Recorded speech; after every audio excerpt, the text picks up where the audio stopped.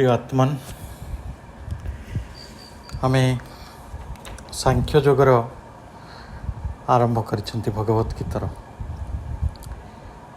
प्रथम श्लोक आमे पढ़ी अश्रुपूर्ण नयन रे कृपा द्वाराविष्ट हुई विचलित हुई दुखद स्थिति रे अर्जुन मधुसूदन को यही वाक्य जहाँ जहाँ कहले से कथा संजय जनइबा परे द्वितीय श्लोकरू श्री भगवान वाच अर्थात कृष्णंकर वाणी आरंभ होछि। कई जने व्यक्ति जितेबाला आम पाखे दुख प्रकाश करती समवेदना चाहती सांत्वना चाहती गोटे प्रकार स्नेहर भाषा चाहूँ सेतेबेले आमे तांको हठात आघात करिया को पसंद करू नहीं, कठोर कथा कहवा को पसंद करू नहीं बा हठात आमे गाड़ी दे पारंती नहीं। किंतु भगवत गीतार एक विलक्षण रही अत्यंत दुख ग्लानि रे हतोत्साहित पीड़ित थिबा मनस्तात्विक स्तर रे भांगी पड़िथिबा अर्जुन को श्रीकृष्ण एकाथरे जहाँ हिंदी रे कहती पटकार गाड़ी आरंभ करुछंती आउ से भाषा को मध्य आमे सहय करि परिबा नहीं। आपण शुणंतु से श्लोकटी से कहउछंती कुतः त्वा कस्मलम् इदं विषमे समुपस्थितम् अनार्ज्य जुष्टम अशोर्गम अकीर्तिकरम अर्जुन। जे भगवान कहउछंती कुतः केउठारु त्वा तम पाखकु कस्मलम कले मैला बा अज्ञान ये दुख विषमे समुपस्थितम ये विषम समय उपस्थित हला। आउ जो माने जीवनर मूल्य बुझंती नहीं से मानक को अनार्य कहा जाए। तो जो माने जीवनर मूल्य बुझुनाहांती अनार्य जुष्टम जहाँ श्रेष्ठ पुरुष मानक द्वारा आचरित नुहे से भली अस्वर्गम जहाँ उच्चतर लोक को नहीं जाए नहीं, जहाँ अस्वर्गीय स्वर्गगति प्रदायक नुहे अकीर्तिकरम अर्थात कीर्तिदायक मध्य नुहे अकीर्तिर कारण होता है से भली गोटे अवस्था तुम पाखे कौट आसला। अनार्य शब्द बड़ जटिल गाड़ी अटे जे अनार्य कहले आमे गोटे भाबू जहाँ श्रेष्ठतर नुहे जहाँ नीच। तेणु हे अर्जुन गोटे विषम समय रे एभली गोटे महिला बा एभली गोटे अज्ञानता को पाख तम पाखर आसिला एवं जे आर्य जे जीवनर मूल्य बुझंती से भली कथा तो तमें कहून। तेणु जीवनर मूल्य बुझीची जे ता पक्षरे ये जो असर्गीय अकीर्तिकर कथा और शोभा पाए ना। आउ एगुड़िक व्यक्ति को मध्य उच्चतर लोक को लेवल को हायर लेवल को नवापाई सहयोग करे ना। आमे समस्ते जानिछु जे भगवान कर प्रथम श्लोक एटा भगवत गीतार द्वितीय अध्यायर प्रथम रे से एटा को कहउचंती एवं सेमानंक मध्यरे जो बंधुता रही ता मध्य आमे जानिछु। बंधुतार गोटे अधिकार थाए परस्पर को गाली दबार परस्पर को आघात करिवार एवं परस्पर को बुझेबार गोटे उपाय मध्य अलग अलग बंधुता स्तर रे। तेणु जी निजको आर्य को कहती जे क्षत्रिय कहती जे राजा परिवार राजपरिवार बोली कहती से भली व्यक्ति गोटे विषम समय जोटा युद्ध समय तरबारी उद्यत रथ बाजी सारी युद्ध घोषणा हो सारी समस्ते अस्त्रशस्त्र उठे सारी से भली गोटे समय हतबुद्धि हवाटा केते जटिल। आपण मैंने जो माने पारिवारिक जीवन गुड़िक संश्लिष्ट विवाहर संपूर्ण आयोजन हो सारी से समय जदि बर कि कन्या कहती जे मो बह मंगू ना राजी ना ताले सी जो परिस्थिति होची आम मान व्यावहारिक जीवन में तो युद्धर कथाटी भावतु गोटे क्रिकेट खेल कथा भी भावतु गोटे फुटबॉल खेल कथा भावतु जे खेल आरंभ हवा उपरे हुइसिल बाजी सारी किंतु जी दलर कैप्टेन से कहते ना मुझे खेल मत ये विजय कौन मिले खेलिक लाभ कौन मुझे खेल कौन पाइली कथाटी को आम सरकास्टिकाली से भाई बुझीपर।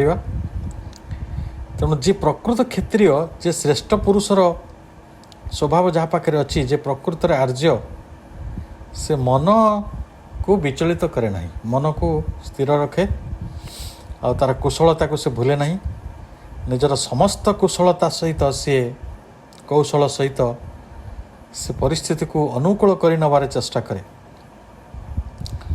तेणु जितेबले जनक पाखे ज्ञान अच्छी कौशल अच्छी सामर्थ्य अच्छी विचार रही आदर्श रही अथच से प्रतिकूल और विषम परिस्थिति रे एई भली भांगी पड़ुछि विचलित होछि अधैर्य होछि विषादग्रस्त होछि सेगुड़िक आदौ शोभादायक नुहे। ये है प्रथम शिक्षा भगवत गीतार बा जड़े मनस्तत्वविद भगवान कृष्णंकर जड़े मानसिक विचलित व्यक्ति अर्जुन प्रति एक वार्ता जिते मनीष विचलित हुए विवेक उपर निर्भर करे ना निजर सामर्थ्य उपरे निजर कौशल उपरे निजर आदर्श उपरे से विश्वास रखे ना सेतेबेले तार जीवन उचित मार्ग रे जाई पारे नहीं। तेणु भगवान अर्जुनंकर ये आचरण को अनार्य जनचित बोली कहउचंती अस्वर्गम बोली कहउचंती अकीर्तिकरम बोली कहउचंती एवं यह कस्मलम यह अज्ञान जनित गोटे महिला अटे। तेणु जेतेबेले आर्य पुरुष उच्चतर आदर्श को ग्रहण करिछि सी गारिमार सहित आह्वान को स्वीकार करिवे से जाग्रत से प्रयत्नशील रहिबे। तेणु शोकाकुल हवा बा शोकर मोहर अधीन रे आसीबा ए होछि जने आर्य जनचित अर्जुन भली व्यक्तिर स्वधर्मर विपरीत। तेणु ये विषम परिस्थिति रे भली मोह काउठ आसिला बोली से प्रथमे आश्चर्य होइचंती। तेणु युद्ध करवा होछि तांकर स्वधर्म क्षत्रियर ताहा होछि सत कहले ता होछि तार पवित्रता एवं जदि ताको युद्धभूमि रे प्राण त्याग करिया को पड़े एवं से युद्ध को वीरगति हुए एवं सेईटा ही तांकर स्वर्गर मार्ग। तेणु जदि स्वर्ग जीवाक हुए ताले क्षत्रिय युद्ध जरिया जीव कारण युद्ध होछि तार कर्म तार वृत्ति तार प्रवृत्ति तार स्वधर्म तार न्याय आउ ता होछि ता पई जीवनर मार्ग। परवर्ती समय मध्य से भाई गाली मिली तृतीय श्लोक रे खूब खराब गाली जे तुम्हें गोटे कलैबंग माँ गच्छ जे तुम्हें नपुंसक भली हुआ ना प्रथमे अनार्य कस्मलंग युक्त विषम परिस्थिति रे तुम्हें अस्वर्गम अकीर्ति करिया जाउछ ये है गाली। पुणी गाली मिलूँ तृतीय श्लोक रे जे कलैब्यंग माँ स्म गमः पार्थ धीरे धीरे पढ़ा क्षुद्र हृदय दौर्बल्यं तत्तिष्ठ परंतप आम आसुचे से तो से जाऊना बर्तमान जो द्वितीय श्लोकटी आम पढ़िले ता उपरे आउ किसी चिंता को आम जाहिर करवा गोटे कथा हला। तेणु प्रकृत में जीवनर परम सत्यटी कौन जीवनर परम सत्यटी होछि भगवान को उपलब्धि करवा एवं आमे भगवान को जितेबाला उपलब्धि करू करिया को चाहूँ आमे प्रकृत में अनेक समय मार्ग पाउना किंतु भक्ति जोग कहउचंती प्रथम स्तर रे ସର୍ବବ୍ୟାପକ ନିର୍ବିଶେଷ ବ୍ରହ୍ମଙ୍କ ସହିତ ଅନୁଭୂତି, ଆଉ ଦ୍ୱିତୀୟ ସ୍ତରରେ ଆମେ ଯେ ପରମାତ୍ମା ତାଙ୍କର ଅନୁଭୂତି ଲାଭ କରିବା, ଅର୍ଥାତ୍ ସମସ୍ତ ଜୀବର ହୃଦୟରେ ଥିବା ଭଗବାନଙ୍କର ପରମାତ୍ମା ରୂପକୁ ଜାଣିବା। ତୃତୀୟ ସ୍ତରଟି ହେଲା ଭଗବାନଙ୍କର ଅନୁଭୂତି, ଅର୍ଥାତ୍ ତିନୋଟି ଅନୁଭୂତି, ଗୋଟେ ବ୍ରହ୍ମାନୁଭୂତି, ପରମାତ୍ମାର ଅନୁଭୂତି ଆଉ ଭଗବାନ ଅନୁଭୂତି। ସେ ଭଗବାନଙ୍କୁ ଯେ ପରମ ପୁରୁଷ, ଯେ ସଚ୍ଚିଦାନନ୍ଦ, ଯିଏ ହେଉଛନ୍ତି ବ୍ରହ୍ମପୁରୁଷ, ଯିଏ ହେଉଛନ୍ତି ପ୍ରକୃତରେ ଆମେ ପୁରୁଷୋତ୍ତମ ଯାହାଙ୍କୁ କହୁଛୁ, ତାଙ୍କୁ ଅନୁଭବ କରିବା। ତେଣୁ ଯେତେବେଳେ ଏଇ କଥାଟି କୁହାଯାଇଛି ଶ୍ରୀମଦ୍ ଭାଗବତରେ, ସେ କହୁଛନ୍ତି ଯେ ବଦନ୍ତି ତତ୍ ତତ୍ତ୍ୱବିଦ ସତତ୍ୱଂ ଯଜଜ୍ଞାନମ୍ ଅଦ୍ୱୟମ୍ ବ୍ରହ୍ମେତି ପରମାତ୍ମେତି ଭଗବାନତି ଶବ୍ଦତେ। ବ୍ରହ୍ମଙ୍କ ଜରିଆରେ, ପରମାତ୍ମାଙ୍କ ଜରିଆରେ, ପୁଣି ଭଗବାନଙ୍କ ଜରିଆରେ। ତେଣୁ ଯିଏ ସର୍ବବ୍ୟାପକ ନିର୍ବିଶେଷ ବ୍ରହ୍ମ, ଆବସୋଲ୍ୟୁଟ୍ ପାୱାର ଅର୍ ଆବସୋଲ୍ୟୁଟ୍ ଏକ୍ଜିଷ୍ଟେନ୍ସ କୁହନ୍ତୁ, ବା ସର୍ବଖଲିଦଂ ବ୍ରହ୍ମ ଯାହାଙ୍କୁ କୁହାଯାଇଛି, ଶ୍ରୀ ଅରବିନ୍ଦ ସର୍ବଖଲିଦଂ ବ୍ରହ୍ମ ଉପରେ ସବୁ ଅଣୁ ପରମାଣୁ ଠାରୁ ଆରମ୍ଭ କରି ଜଡ଼ ଚେତନାରେ ସର୍ବବ୍ୟାପକ ବ୍ରହ୍ମ ରୂପେ ଯାହାଙ୍କୁ ଦେଖିଛନ୍ତି, ଆମେ ତାଙ୍କୁ ଅନୁଭୂତି କରିବା। ଦ୍ୱିତୀୟ ଅନୁଭୂତି ହେଲା ପରମାତ୍ମାଙ୍କର ଅନୁଭୂତି, ଅର୍ଥାତ୍ ସେହି ଆତ୍ମା ସମସ୍ତଙ୍କ ମଧ୍ୟରେ କିଭଳି ବିଦ୍ୟମାନ, ସବୁ ଜୀବର ହୃଦୟରେ ବା ଅନ୍ତଃସ୍ଥଳରେ କିଭଳି ସିଏ ରହିଛନ୍ତି। ତୃତୀୟଟି ହେଲା ଯେ ପରମ, ଯେ ପୁରୁଷ, ଯେ ସଚ୍ଚିଦାନନ୍ଦ, ଯେ ପୁରୁଷୋତ୍ତମ, ତାଙ୍କୁ ଜାଣିବା। ତେଣୁ ଏଇ ଯେଉଁ ତିନୋଟି ସ୍ତର କୁହାଯାଇଛି, ସେ ତିନୋଟି ସ୍ତରକୁ ଆମେ କିଭଳି ଭାବରେ ଅତିକ୍ରମ କରିବା ବା କିଭଳି ତାକୁ ପ୍ରାପ୍ତ କରିବା, ତାହା ଶାସ୍ତ୍ରର ଅନେକ ବାଟରେ ସେ ମାର୍ଗ ସବୁ କୁହାଯାଉଛି। ଦେଖନ୍ତୁ, ଯେତେବେଳେ ଆମେ ଏଇ ତିନୋଟି ସ୍ତରର କଥା ଆସୁଛି, ସୂର୍ଯ୍ୟଙ୍କ କଥା ଭାବାଯାଉ। ସୂର୍ଯ୍ୟଙ୍କ କଥା ଭାବନ୍ତୁ। ସୂର୍ଯ୍ୟଙ୍କ ପାଖରେ ସୂର୍ଯ୍ୟଙ୍କର ଯେଉଁ ଆଭା ତାଙ୍କ ଚାରିକଡ଼େ ରହିଛି, ଆଉ ସୂର୍ଯ୍ୟମଣ୍ଡଳ ରହିଛି, ସେଟା ଗୋଟେ ପରିଫେରିଆଲ୍ ସୋଲାର ଯେଉଁ କ'ଣ କୁହାଯିବ, ତା'ର ଗୋଟେ ପରିଧି, ଆଉ ତା ଭିତରେ ସୂର୍ଯ୍ୟଙ୍କର ତାପ ରହୁଛି। ତାହେଲେ ଯଦି ଆପଣ ସୂର୍ଯ୍ୟଙ୍କର ଆଭା ଉପରେ ଆଲୋଚନା କରୁଛନ୍ତି, ତାହେଲେ ସୂର୍ଯ୍ୟମଣ୍ଡଳ ସମ୍ପର୍କରେ ଜାଣିବା ଏବଂ ସୂର୍ଯ୍ୟଙ୍କର ଯେଉଁ ଉତ୍ତାପ ରହିଛି ତା ବିଷୟରେ ଜାଣିବା ମଧ୍ୟ ହେବ, ସୁବିଧା ହେବ ବା ବୁଝିବାକୁ ହେବ। ତେଣୁ ପ୍ରଥମେ ଆପଣ ଯେତେବେଳେ ଜଣେ ଅଧ୍ୟୟନ କରୁଛି ସୂର୍ଯ୍ୟଙ୍କ ବିଷୟରେ, ତାହେଲେ ସେ ଯେଭଳି ତିନୋଟି ବାଟରେ ସୂର୍ଯ୍ୟଙ୍କୁ ଜାଣୁଛି, ସେଇଭଳି ଯେଉଁମାନେ ବ୍ରହ୍ମାନୁଭୂତି ଲାଭ କରିଛନ୍ତି, ଅର୍ଥାତ୍ ସବୁ ବସ୍ତୁ ଭିତରେ ବ୍ରହ୍ମଙ୍କୁ ଦେଖିଛନ୍ତି, ସେମାନେ ସ୍ୱାଭାବିକ ଭାବରେ ସବୁ ପ୍ରାଣୀମାନଙ୍କ ମଧ୍ୟ ଦିନେ ସେହି ବ୍ରହ୍ମଙ୍କୁ ଦର୍ଶନ କରିବେ। ଆଉ ତୃତୀୟ ଅବସ୍ଥାରେ ସେମାନେ ସେଇ ଯେ ସର୍ବ ଭିତରେ ଯେ ଏକ ଅଦ୍ୱିତୀୟ ବ୍ରହ୍ମ, ତାଙ୍କୁ ବି ସେ ଦର୍ଶନ କରିବେ।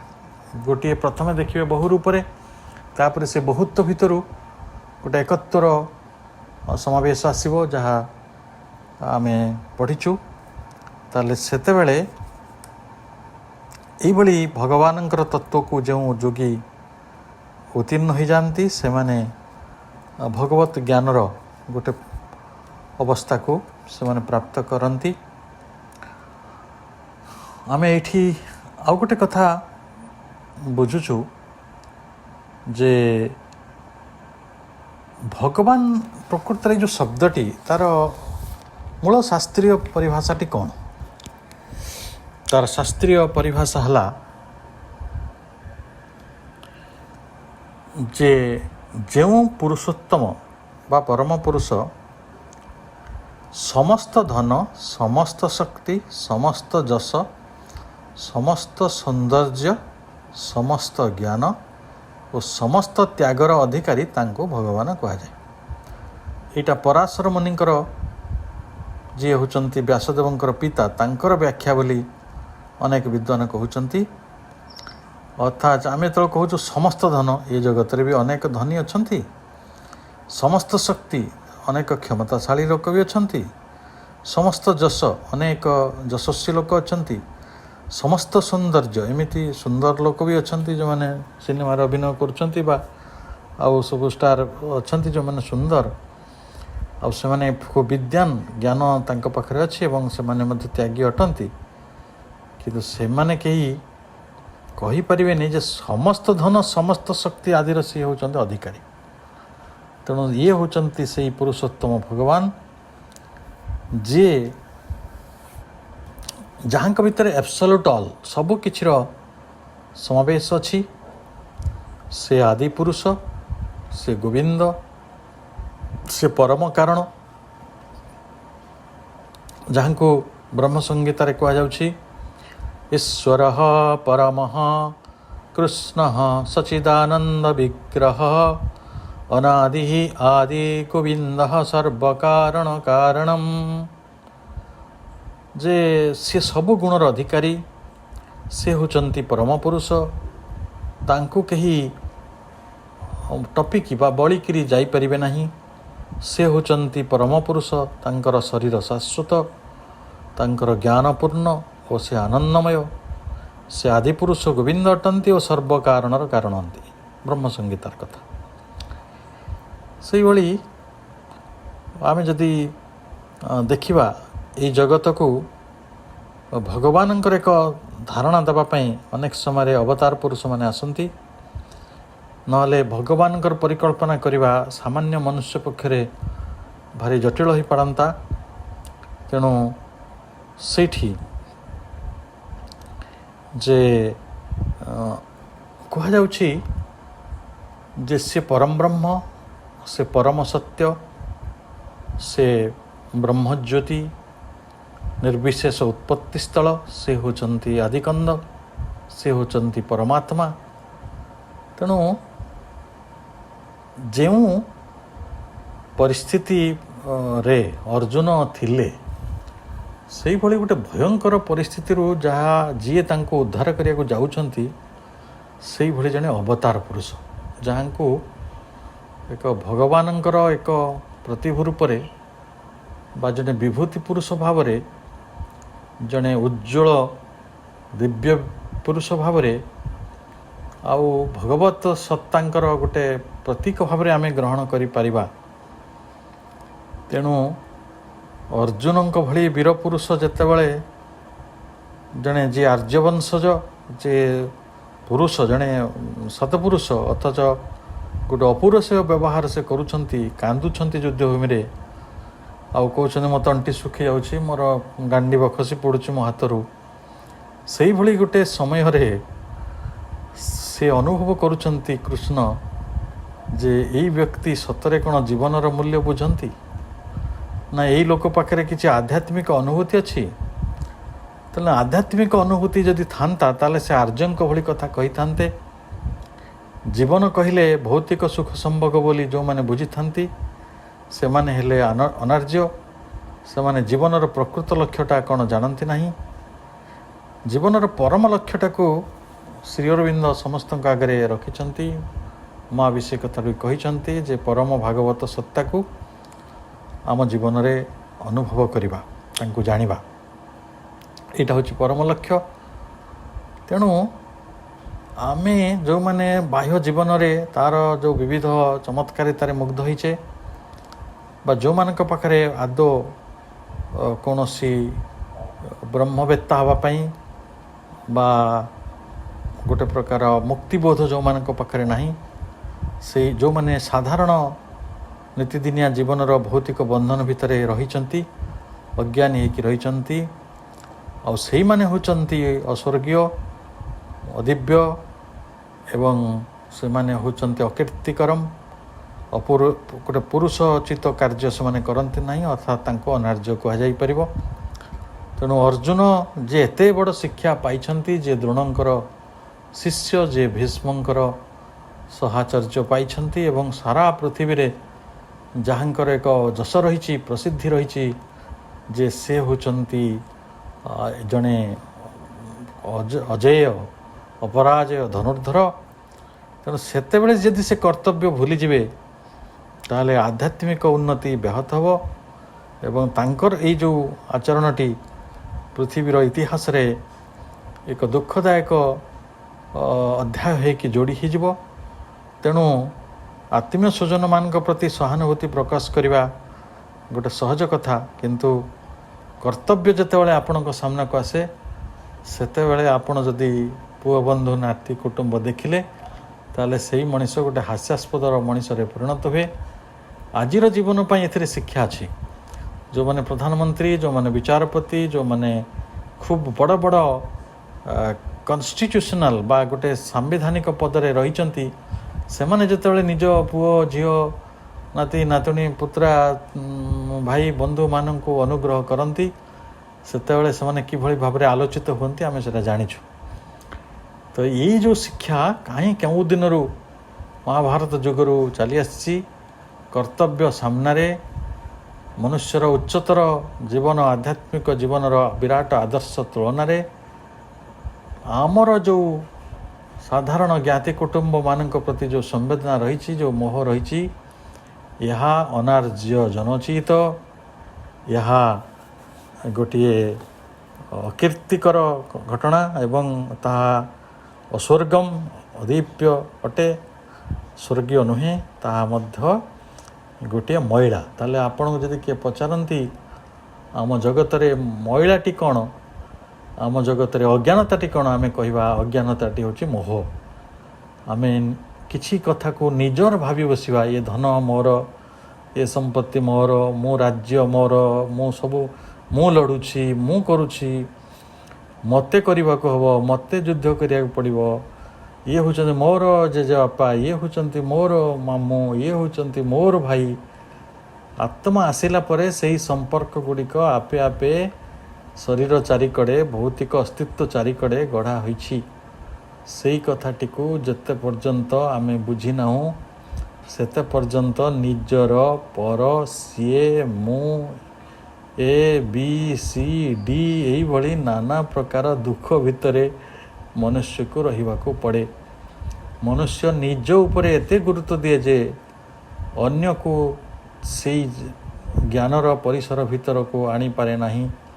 ଅନ୍ୟକୁ ଘୃଣା କରିବା, ଅନ୍ୟକୁ ଅସୂୟା କରିବା, ଅନ୍ୟକୁ ଭଲ ପାଇବା ମଧ୍ୟ, ଅନ୍ୟକୁ ଅନୁରାଗବଶତଃ ସବୁ କିଛିକୁ ଭଲ ପାଇ ନ ପାରିବା ଏବଂ ଜଣକୁ ଭଲ ପାଇବା ବେଳେ ଅନ୍ୟ ସବୁ କିଛିକୁ ଉପେକ୍ଷା କରିବାର ଯେଉଁ ପାରମ୍ପରିକ ସାଧାରଣ ଅନାର୍ଯ୍ୟ ଜନଚିତ କାର୍ଯ୍ୟ ରହିଛି ତାକୁ ପ୍ରଥମରୁ ଶ୍ରୀକୃଷ୍ଣ ତାଙ୍କର କଠିନ ଶବ୍ଦ ଦ୍ୱାରା ଗଭୀର ଭାବରେ ଆଘାତ କରିଛନ୍ତି। ଏହି ଆଘାତ କୌଣସି ଭାରୀ ଅସ୍ତ୍ରର ଆଘାତ ଠାରୁ ମଧ୍ୟ ଆହୁରି ସାଂଘାତିକ।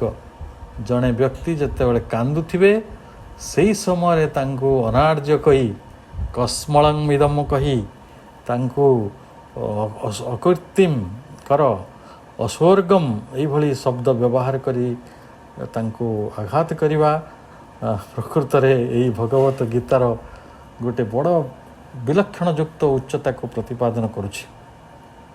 ପରବର୍ତ୍ତୀ ଶ୍ଲୋକ 3 ଏବଂ ତାର ମଧ୍ୟ ସେଇଭଳି ଗାଳି ଗୁଡ଼ିକ ରହିଛି ଯାହା ମୁଁ ଆପଣଙ୍କୁ ଉଲ୍ଲେଖ କରୁଥିଲି। ସେ ଗାଳି ଗୁଡ଼ିକ ହେଲା କ୍ଳବ୍ୟଂ ଅର୍ଥାତ୍ କ୍ଳୀବମାନଙ୍କ ଭଳି ଯେଉଁମାନେ ନପୁଂସକ ବା ଯେଉଁମାନେ କାପୁରୁଷ, କିଭଳି ସେମାନେ ଏଭଳି କରିବା କଥା ନୁହେଁ, କିଭଳି ସେ କ୍ଷୁଦ୍ର, କିଭଳି ହୃଦୟ ଦୁର୍ବଳର କଥା କହୁଛନ୍ତି, ଏ ସମସ୍ତ କଥା ଗୁଡ଼ିକ ତାଙ୍କୁ ଗାଳି ମିଳିଛି। ତ ସେଇ ଗାଳି ଗୁଡ଼ିକ ଶୁଣିବା ପାଇଁ ଆମେ ଆସନ୍ତା ଥରକୁ ଅପେକ୍ଷା କରିବା ଏବଂ ସେଇଟା ଅର୍ଜୁନଙ୍କର ପ୍ରତି ଗାଳି ନୁହେଁ। ଆମେ ଯେଉଁମାନେ ବିଷାଦଗ୍ରସ୍ତ ହେଉଛୁ, ବିଚଳିତ ହେଉଛୁ, ମୋହଗ୍ରସ୍ତ ହେଉଛୁ, ଅଜ୍ଞାନଗ୍ରସ୍ତ ହେଉଛୁ, ଆର୍ଯ୍ୟ ଜନଚିତ କାର୍ଯ୍ୟ କରିପାରୁନାହୁଁ, ପୁରୁଷାର୍ଥ କରୁନାହୁଁ, ଆମର ସ୍ୱଧର୍ମରୁ ଆମେ ବିଚ୍ୟୁତ ହେଉଛୁ, ତ ସେଇଭଳି ଲୋକମାନଙ୍କ ପ୍ରତି ଗାଳି ଥିଲା। ତେଣୁ ସେ ଗାଳିଟି ଆମେ ଭାବି ନେବାନି ଯେ କେବେ ମହାଭାରତ ଯୁଦ୍ଧରେ ଶ୍ରୀକୃଷ୍ଣ ଅର୍ଜୁନକୁ ଗାଳି ଦେଇଥିଲେ। ସେ ଗାଳି ଆଜି ମଧ୍ୟ ଆମକୁ ପରମ ସତ୍ତା ଏବଂ ପରମ ଆଦର୍ଶ ଆମକୁ ଗାଳି ଦେଇଛନ୍ତି। ତେଣୁ ସେ କଥାଟିକୁ ଧ୍ୟାନରେ ଦେଇ ଆମେ ଆମର ଏହି ଆଲୋଚନାକୁ ଜାରି ରଖିବା। ସମସ୍ତଙ୍କୁ ଅନେକ ଅନେକ ଅନେକ ଶୁଭେଚ୍ଛା, କୃତଜ୍ଞତା। ଆଜିର ଆଲୋଚନାକୁ ଏଇଠି ରଖୁଛି। ବନ୍ଦେ ମାତରମ୍।